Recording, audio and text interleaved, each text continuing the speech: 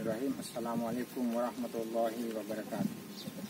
Alhamdulillahilladzi khalaqal insana fi ahsani taqwim.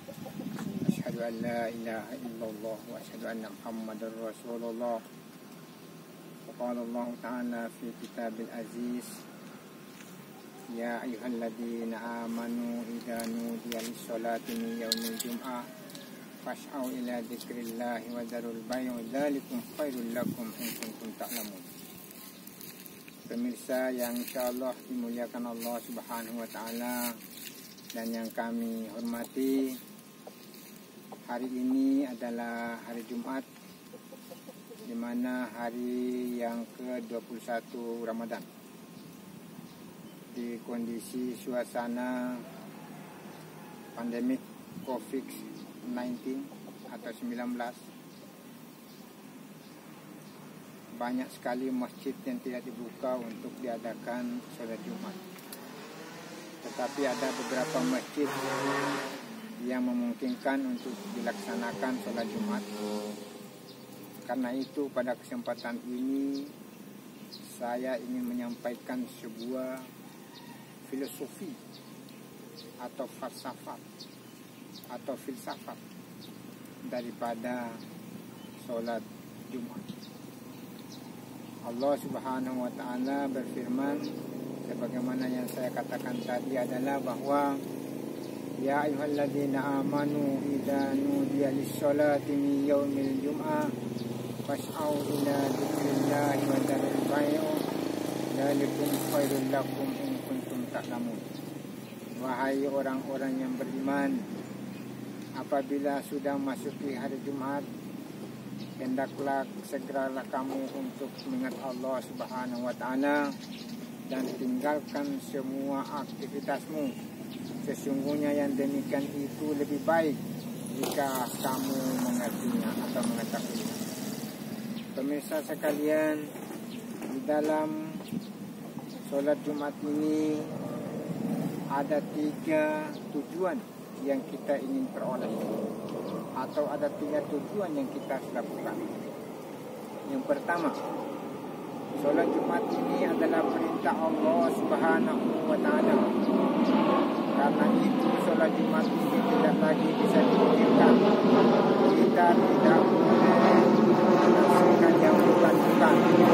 Yang jelas dalam sholat Jumat ini adalah perintah Allah Subhanahu wa taala dan yang dicontohkan oleh Rasulullah SAW. Karena apabila sholat Jumat merupakan perintah Allah Subhanahu wa taala, kita harus tunduk, kita harus taat, kita harus patuhi, dan kita harus melaksanakannya. Dan juga sholat Jumat ini adalah kebutuhan manusia, kebutuhan yang paling mendasar. Karena itu di dalam Al-Quran surat Al-A'raf Allah berfirman, wa idh ahada rabbuka min bani adam min zuhurihim zurriyatahum wa ashhadahum ala anfusihim alastu bi rabbikum qalu bala sahidna. Dan ketika kami mengeluarkan anak cucu Adam dari tulang sulbi mereka, maka kami meminta kesaksian mereka, apakah aku ini adalah Tuhanmu? Kata Allah kepada ruh kita pada saat itu. Kita menjawab, qalu bala sahidna, kami bersaksi bahwa Antallah. Ternyata persaksian primordial pada saat itu, yaitu mengucapkan la ilaha illallah, punya konsekuensi. Konsekuensinya adalah melaksanakan sholat, beribadah kepada Allah Subhanahu wa taala. Jadi orang yang tidak pergi melaksanakan sholat Jumat berarti dia melanggar perintah Allah Subhanahu wa taala. Dan yang kedua, orang yang tidak melaksanakan sholat Jumat kecuali ada darurat, maka mereka mengingkari kebutuhan dasar dalam diri. Boleh jadi orang yang tidak melaksanakan sholat Jumat karena memang dia tidak mau. Yang kedua, boleh jadi karena dia tidak tahu. Dan yang ketiga, boleh jadi memang dia dalam keadaan lupa. Bahkan Sigmund Freud mengatakan, orang yang lupa terhadap perjanjian primordial itu adalah orang yang sakit jiwa.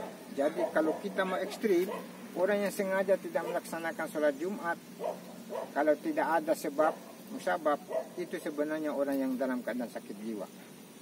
Pemirsa sekalian, filosofi yang kedua dalam tujuan orang melaksanakan sholat Jumat adalah bagaimana di dalam sholat Jumat itu kita bisa mencari keistimewaan-keistimewaan.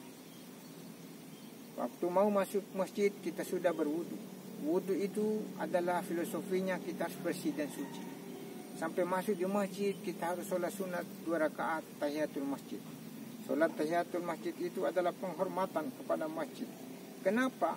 Ini perintah Allah melalui Rasulullah SAW. Dengan catatan bahwa di masjid itu adalah tempat sujud, tempat suci, maka harus kita menghormati dengan sholat.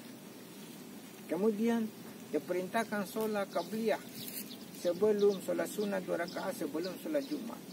Itu perintah Rasulullah SAW. Kemudian kita masuk isi saf-saf yang masih kosong. Kemudian kita sambil berzikir, sambil menyimak khutbah yang disampaikan. Pada saat sholat Jumat ada beberapa nilai filosofi yang bisa kita tangkap. Yang pertama, kita takbiratul ihram. Itu menunjukkan bahwa kita harus pasrah kapan dan di mana saja, pasrah kepada Allah Subhanahu wa taala.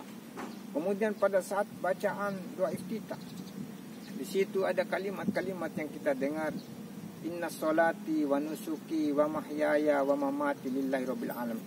Di situ terjadi transaksi perjanjian antara hamba dengan Khalik, yaitu sesungguhnya sholatku, hidupku, dharma baktiku, hidup dan matiku kuserahkan semua pada Allah Subhanahu wa taala. Dan di dalam sholat ada namanya ruku. Ruku itu adalah ketaatan. Bukan hanya ruku pada waktu sholat, tetapi harus taat kepada aturan-aturan yang berlaku. Di situ ada sujud. Itu menunjukkan bahwa manusia harus menundukkan semua perasaannya dalam rangka menyembah Allah Subhanahu wa taala. Dan yang terakhir di situ adalah salam. Salam itu adalah nilai sosial. Disinilah hikmah di dalam sholat Jumat. Bukan hanya perintah Allah Subhanahu wa taala, bukan hanya kebutuhan pribadi secara mendalam, kebutuhan batin manusia, tetapi ada nilai sosial di situ, yaitu bagaimana kita disampaikan bahwa rapat dan luruskan shaf. Itu menunjukkan bahwa tidak ada perbedaan antara siapa di sekitar itu, semuanya dia harus menghadapkan wajah pada Allah Subhanahu wa taala. Begitu juga di dalam sholat ada namanya tahiyat awal. Menurut ilmu medis bahwa yang saya pernah baca, orang-orang yang senantiasa melaksanakan sholat dan bagi sholat tahiyat itu sebenarnya minimalisir daripada penyakit ambeien. Kemudian tahiyat akhir itu sebenarnya dapat meminimalisir daripada orang-orang yang penyakit hernia. Oleh karena itu, pemirsa sekalian, ternyata di dalam sholat Jumat ini mengandung sejuta hikmah, tetapi yang kesimpulannya hanya beberapa hal yang bisa disampaikan. 1. Sholat Jumat adalah perintah Allah, wajib kita laksanakan, tidak boleh kita ingkari. Yang kedua, sholat Jumat adalah kebutuhan manusia, karena itu manifestasi daripada pada saat manusia melakukan transaksi perjanjian primordial, pada saat Allah meniupkan ruh ke dalam diri seorang ibu, maka muncullah kita, dan di situ Allah mengambil kesaksian. Dan dalam sholat ada nilai kesehatan, di dalam sholat Jumat ada nilai sosial. Semoga apa yang kami sampaikan bisa diamalkan, karena bagi orang yang mengamalkan itu juga menjadi pahala bagi orang yang menyampaikan. Barakallahu li wa lakum. Wassalamualaikum warahmatullahi wabarakatuh.